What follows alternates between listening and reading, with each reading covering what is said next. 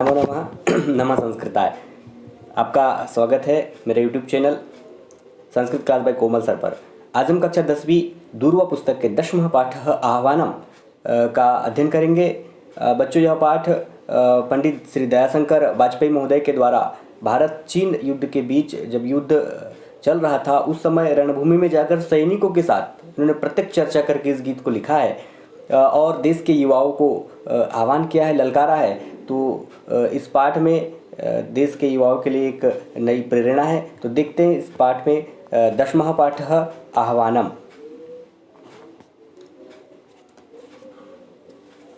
पुरातन कालादेव भारतवर्षम ज्ञान विज्ञानम धन धान्य शौर्य परंपरा कर्मादि रूपेण सर्वथा समृद्धम वर्तते। पुरातन काल से ही प्राचीन समय से ही भारतवर्ष जो है वो ज्ञान विज्ञान धन धान्य और शौर्य परंपरा आदि रूप से सर्वथा समृद्ध वर्तते, यानी सभी रूप से हमेशा समृद्ध रहा है।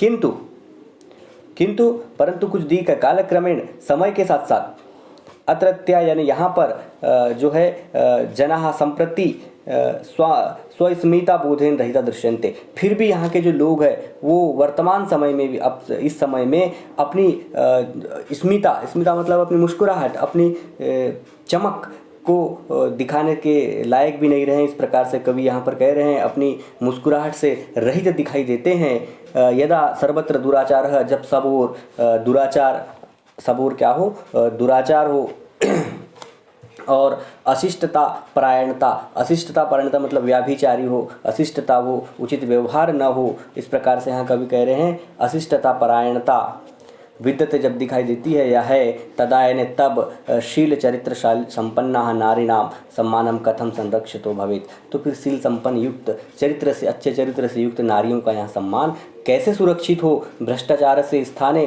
भ्रष्टाचार के स्थान पर शिष्टाचार से स्थापना मातृभूमि गौरवाय कथम भवेत। तो भ्रष्टाचार के स्थान पर शिष्टाचार की स्थापना मातृभूमि के गौरव के लिए कैसे हो। इति कृत्वा, यही सब करके महाकवि गीते अस्मिन् युवाजनान् आह्वति, महाकवि ने इस गीत में युवाजनों को आह्वान किया है, ललकारा है। आह्वानम इत्येत गीतम, आह्वान ये जो गीत है आशु कवि प्रज्ञाचक्षुषा और प्रज्ञाचक्षु व्याकरण साहित्य के आचार्य पंडित श्री दयाशंकर वाजपेयी महोदय के द्वारा भारत चीन देश के बीच में संजात यानी हो रहे युद्ध में रणभूमि में जाकर सैनिकों के साथ प्रत्यक्ष चर्चा करके उन्होंने इस गीत को महाकवि ने लिखा है।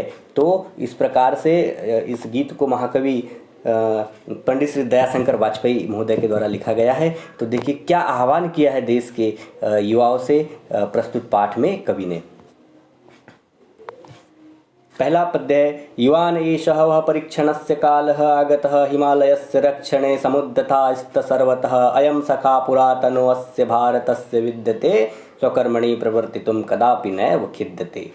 तो यहाँ पर एक श्लोक, एक पद, एक कविता के माध्यम से महोदय ने, श्री दयाशंकर महोदय ने प्रस्तुत किया है कि युवाओं को प्रेरित किया है कि युवा ने, हे युवाओं, एषः यानी यह, हे युवाओं, एषः यानी यह, वह यानी तुम्हारे, परीक्षण से यानी परीक्षा का, काल यानी समय, आगत यानी आ गया है। युवाओं को ललकार रहे हैं कवि यहाँ पर कि हे देश के युवाओं, यह समय जो है, यह का ऐसा काल यानी यह समय जो है वह यानी तुम्हारे, परीक्षण से यानी परीक्षा का आ गया है। यह समय तुम्हारे परीक्षा का आ गया है। और क्या करना, हिमालय से रक्षणे, हिमालय की रक्षण यानी रक्षा के लिए, समुद्रता तैयार हो जाओ, सर्वथा यानी सब ओर से।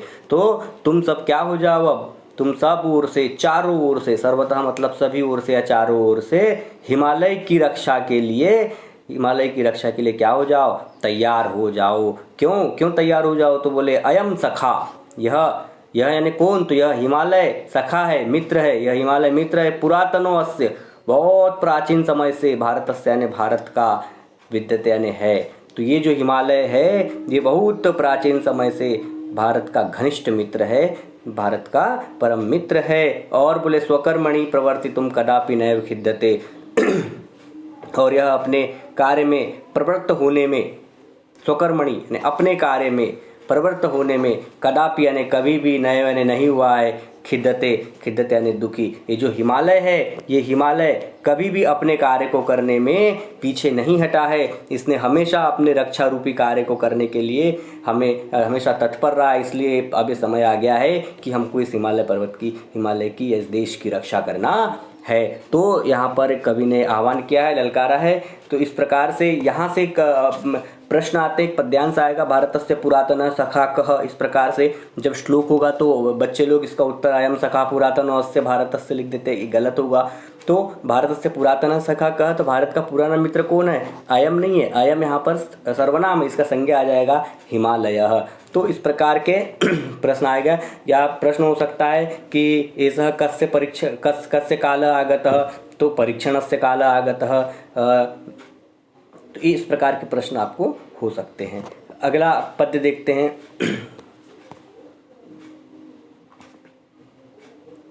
अखर्वगर्ववृत्तिना ऋणात्र एन वीक्षितं सह क्षणेन तच्छणन्तु तच्छिरः चितौद्धृतं यथा क्षमावशः वयं तथैव रोषपूरिताः तथैव यथैव शीलसंस्कृतास्तथा प्रसिद्धसूरताः।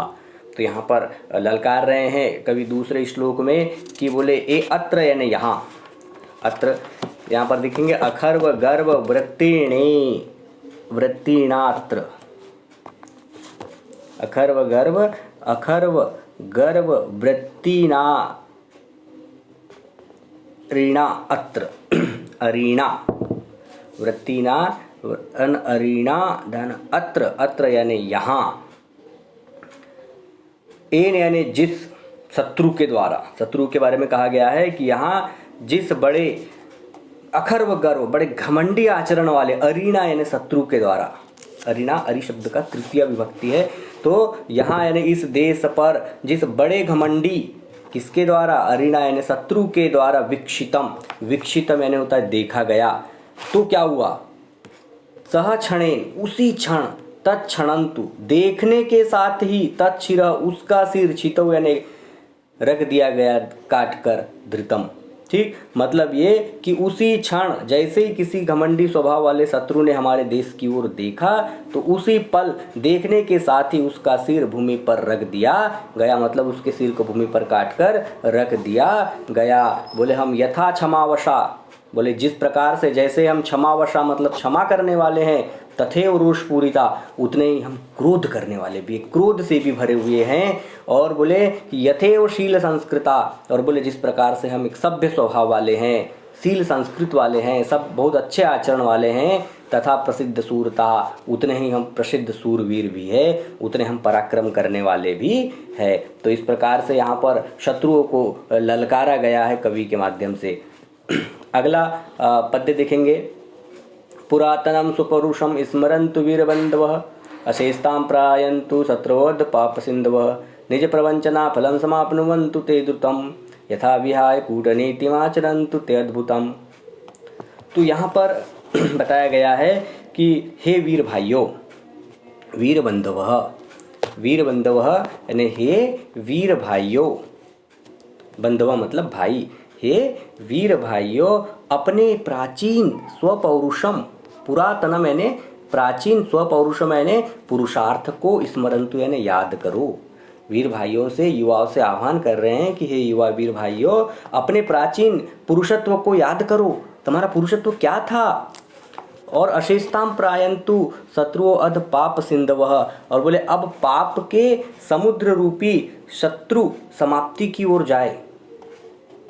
अब क्या हो जाए कि अध यानी अब, शत्रु जो है वो पाप सिंधु, पाप सिंधु मतलब होता है कि पाप के समुद्र रूपी, पाप के सिंधु मतलब समुद्र, तो पाप के समुद्र रूपी समाप्ति की ओर, अशेषता मैंने समाप्ति की ओर, प्रायन्तु यानी जाए। तो क्या कह रहे हैं कि अब जो शत्रु है वो, अब पाप के समुद्र रूपी शत्रु जो है वो समाप्ति की ओर जाए, मतलब हमारे शत्रु कैसे हो जाए, अब समाप्त हो जाए। निज प्रवंचना फलम समाप्नुवन्तु ते द्रुतम, तो वे शीघ्र ही, ते यानी वे, द्रुत मैंने बहुत जल्दी, अति शीघ्र से, शीघ्रता से अपने ठगी रूपी निज प्रवंचना फलम, निज प्रवंचना फलम यानी अपने ठगी रूपी कर्म फल को समाप्नुवन्ति यानी प्राप्त हो जाए। तो बोले वे जो शत्रु है वे शीघ्र ही अपने ठगी रूपी कर्म फल को प्राप्त करे। यथा विहाय कूटनीतिम आचरन्तु ते अद्भुतम। तो ते अद्भुतम जिससे वे क्या करे, अनोखी कूटनीति को, अद्भुत विचित्र जो कूटनीति कर रहे हैं वो कूटनीति को विहाय यानी छोड़कर क्या करे, अच्छा आचरण करे। तो इस प्रकार से यहाँ पर शत्रुओं को ललकारा है और युवाओं को जागृत किया है कि युवाओं आप अपने पुरुषार्थ को याद करो, प्राचीन समय को याद करो जब देश हमारा गुलाम था और हमारे देश के सैनिकों ने अपनी बलिदानी दी, तो उस समय को याद करो। और बोले अब पाप के जो समुद्र रूपी शत्रु है वो समाप्ति की ओर जाए, ऐसी आप प्रार्थना करो, ऐसा आप संघर्ष करो। निज प्रवंजना फलम प्राप्नुवन्तु ते द्रुतम, और वे शीघ्र ही अपने ठगी रूपी कर्म फल को प्राप्त करें, जिससे वे अनोखी कूटनीति को, विचित्र कूटनीति को छोड़कर क्या हो जाए, अच्छा आचरण करे। तो इस प्रकार से यहाँ पर ये तीसरा पद्य समाप्त हुआ। अब देखते हैं चौथा पद्य। कृषि बलैः समेधिता भवन्तु धान्य वृद्धयः, श्रमेण सन्तु साधितास्तु वीर साहसद्वैर्यः, स्मरन्तु पूर्वपुरुषैः जगत्सु यद् यशोर्जितं, समस्त दिक्षु विस्तृतं तद्यावदुर्जितम्। अब यहाँ पर किसानों के बारे में कवि ने उल्लेख किया है। तो देखते हैं कि किसान जो है कृषि बलई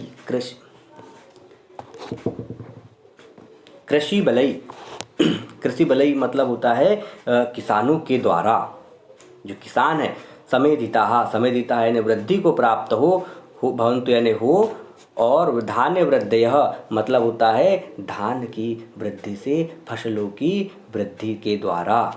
किससे? धन धान्य से। हमारे जो किसान हैं वो कैसे हो, धान्य की वृद्धि को प्राप्त हो। हमारे जो किसान हैं वो धन धान्य की वृद्धि को हमेशा प्राप्त हो, हमेशा हमारे किसान आगे बढ़े। श्रमेण सन्तु, और श्रम के द्वारा हो, साधितास्तु, और श्रम के द्वारा क्या हो, वीर साहस द्वैर्य में पराक्रम उत्साह की वृद्धि हो। पराक्रम और साहस की क्या हो, वृद्धि हो। और किसके द्वारा? साधिता, परिश्रम के द्वारा, मेहनत के द्वारा। हमेशा मेहनत के द्वारा किसको प्राप्त हो? पराक्रम से, वीरता से, परिश्रम से प्राप्त उत्साह की हमेशा इनमें क्या हो, वृद्धि हो। स्मरन्तु पूर्व पुरुषै जगत्सु यद् यशोर्जितम्, और पूर्वजों के द्वारा, पूर्व पुरुषै मतलब पूर्वजों के द्वारा संसार की समस्त दिशाओं में, जगत्सु मतलब संसार में, पूरे विश्व में विख्यात क्या हो, जितना तेज, यशोर्जितम मतलब कि जितना तेजस्विता पूर्ण यश अर्जित किया है, उस यश को क्या करो, याद करो। स्मरन्तु मतलब होता है याद करो। समस्त दिक्षु विस्तृतम यावदुर्जितम, जितना भी यश संसार में फैला हुआ है समस्त दिशाओं में, उस यश को तुम क्या करो, याद करो। तो एक बार और देख लेते हैं इसका कि किसान धान की वृद्धि को प्राप्त हो, जो हमारे किसान हैं वो धान्य की वृद्धि को प्राप्त हो, और परिश्रम से प्राप्त पराक्रम उत्साह की वृद्धि को प्राप्त हो। पूर्वजों के द्वारा, जो हमारे पूर्व पुरुष है, पूर्वजों के द्वारा जो संसार में समस्त दिशाओं में विख्यात, समस्त दिक्षु यानी दिशाओं में, विश्व में समस्त दिशाओं में विस्तृत यानी विख्यात जो सुना गया है, ऐसे यश को, जो यश आदि प्राप्त किया है, अर्जित किया है, उसे आज याद करो। उस यश को, उनके पराक्रम को, पूर्व पुरुषों के पराक्रम को याद करो। तो इस प्रकार से यहाँ पर कवि ने किसानों को और अपने पूर्वजों के बारे में उल्लेख किया है। अगला पद्य है, वयं तु सत्यनिष्ठया स्वदेश रक्षणोद्यतः प्रवचनैकदक्ष शत्रुपक्ष क्षणव्रताः नदीषु सन्तु यन्त्रयान लोह मार्ग सेतवः अराति निवृत्तिं स्मरन्तु भारतीय केतवः। तो अब यहाँ पर और अधिक शौर्य का वर्णन कवि के द्वारा किया गया है कि वह मैंने हम, तू यानी तो, हम तो यानी हम भारतीय जितने भी है, हम भारतीय तो सत्य निष्ठया, कैसे? सत्य और निष्ठा से। सत्य निष्ठा मतलब सत्य निष्ठा से स्वदेश रक्षणोद्यता, अपने देश की रक्षा करने के लिए तैयार है।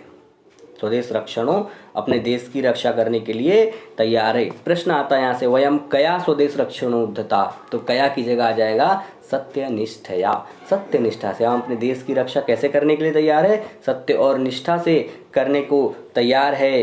पर बोले प्रवंचनैक दक्ष शत्रु पक्ष क्षणव्रता, और बोले एकमात्र छल कपट से निपुण, प्रवंचन मतलब छल कपट से एकमात्र दक्ष निपुण, शत्रु यानी शत्रु के, पक्ष यानी पंख काटने का, व्रता यानी व्रत धारण करने वाले हैं। और जो शत्रु हमारी ओर आंख उठाकर देखेगा, हम एकमात्र छल कपट से निपुण शत्रु के पंख काटने के व्रत धारण किए हुए हैं। नदीषु यंत्र लोहयान, यंत्र यान लोह मार्ग सेतवः, और बोले नदियों पर, नदियों में मशीनों के द्वारा, यंत्र यानी मशीन के द्वारा चलने वाले वाहन या जहाज जिसको कहा गया है, और लोह मार्ग सेतवः, और लोहे की पटरी पर जो चलने वाली ट्रेनें हैं, जो गाड़ियां हैं, पटरी वाले रास्ते, और हमने सेतवः यानी पुल बनाए हैं, पुल हुए, पुल देखे हैं, पुल बनाए हैं। भारतीय केतवः, जो भारतीयों के जो झंडे हैं, केतु का प्रथमा बहुवचन है तो केतवः हो जाएगा झंडे। जो भारतीय झंडे जो है वो शत्रुओं को क्या करे, अरातिनी वृत्तिम, सब ओर से पकड़कर मारने के भाव को उद्दीप्त हो या मारने के भाव के लिए तैयार हो, उत्पन्न हो। इस प्रकार से यहाँ पर कवि देश के युवाओं से आह्वान कर रहे हैं। अंतिम पद्य है, अये वसिष्ठ याज्ञवल्क्य गौतमा त्रिवंशिजा, तथैव सूर्य चंद्र पावकावतल्लजा, भवत्सु जीवितेषु हन्त किं नन्दति दस्यवः, कदा प्रदर्शयस्यन्ते द्विषां फलं बलस्य वः। अंतिम में आह्वान किया है कि बोले अहे हे वशिष्ठ याज्ञवल्क्य गौतम अत्रिय के वंशजों, किसके वंशज, गौतम के, वशिष्ठ के, याज्ञवल्क्य के, अत्रि के वंशज में उत्पन्न, और उसी प्रकार कहाँ, तथे मैंने उसी प्रकार सूर्य चंद्र पावक यानी अग्नि के कुल में सर्वश्रेष्ठ, तल्लजा कुल में सर्वश्रेष्ठ इतने होने के बाद भी बोले हंत, बड़ी निराशा है।